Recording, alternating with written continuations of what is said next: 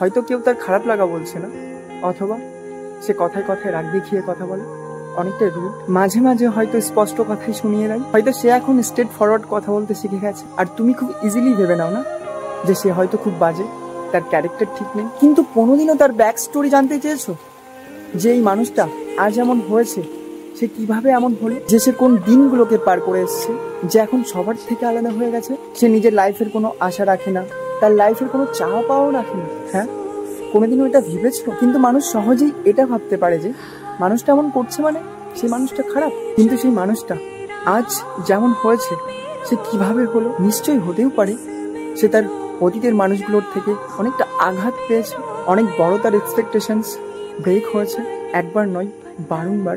অনেকবার তার লাইফ তৈরি করতে গিয়েও সে ব্যর্থ হয়েছে, বা তার পরিস্থিতি তার সঙ্গ দেয়নি, বা তার চোখের সামনে সে অনেক কিছু দেখেছে, হতেও তো পারে। আর তোমরা কত সহজেই বলে দাও যে সে খারাপ, তার ক্যারেক্টার ঠিক নেই। কখনো তাদের ভেতরে গিয়ে জানার চেষ্টা করো, আসলেই কি তারা এমন, নাকি তাদের পরিস্থিতি তাদের এমন করে তুলতে বাধ্য করেছে। একটাবার আনমনে ভেবে দেখো, ওই যে কথাই আছে না, কখনো সময় পেলে একটু ভেবো।